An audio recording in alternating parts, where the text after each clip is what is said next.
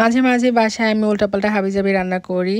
এই যেমন আজকে রান্না করেছি, এটা আসলে কি নাম দিব, না শর্মা না রোল, কোনো রকম একটা পরোটার মাঝখানে কিছু সালাদ আর কি ফোল্ড করে দিছি, কিন্তু খেতে এত মজা হয়েছে, অনেক অনেক বেশি ইয়ামি হয়েছে। শর্মার ডোয়ের মতো করে আমি একটা ডো বানিয়ে নিয়েছিলাম। তারপর এখন হচ্ছে এটাকে ভাজতেছি, দুই পাশ একটু তেল দিয়ে আর কি ভালো করে ভেজে নিলাম। আর হচ্ছে এখন দিলাম ডিম, ডিমের সাদা অংশ। আমি রোল ভেজেছিলাম একটু আগে, তো সেখানে একটুখানি লেফট ওভার ডিম ছিল, সেটাও দিয়ে দিলাম। দেওয়ার পর ভালো করে ভেজে নিলাম।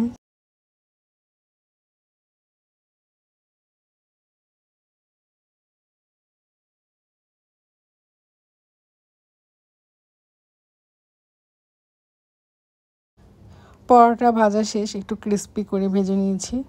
এখন দিয়ে দেবো হচ্ছে হ্যান্ডমেড সস। এই সসটা আমি বানিয়েছি বাসায়। তো এখন সসটা দিয়ে ভালো করে স্প্রেড করে দিচ্ছি। তারপর আমি এখানে দিব যে টমেটো সস, দুইটা সস একসাথে ভালো করে মিক্সড করে দেন আমি এতে দিয়ে দেব হচ্ছে চিকেন, তারপর বিটরুট, গাজর, শসা, পেঁয়াজ আর কাঁচামরিচ দিয়ে আমি একটা ভিতরে পোর বানিয়েছি। তো সেটা দিয়ে তারপর ভালোভাবে ফোল্ড করে নেব। আমি যখন এটা বানাচ্ছিলাম তখন একটু টেনশনে ছিলাম, খাবারটা কেমন হবে নাকি ওয়েস্ট হবে, বিকজ রুটিটা যদি ভালো না হয় সেক্ষেত্রে কিন্তু ভিতরে যাই দেওয়া থাকুক মজা লাগে না খেতে।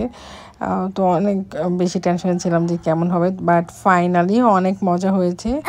তো এইটাই আর কি, হাবিজাবি রান্না বান্না করেও যদি মজা হয়ে যায়, আসলে খাবার মজা হলেই ওইখানেই সাকসেস, এবার যাই বানাই। সো এই ছিল আমার আজকের হাবিজাবি রান্নাবান্না। নেক্সট ডে আরও অনেক হাবিজাবি রান্নাবান্না আপনাদের সাথে শেয়ার করব। টিল দেন ভালো থাকবেন। Thanks for watching.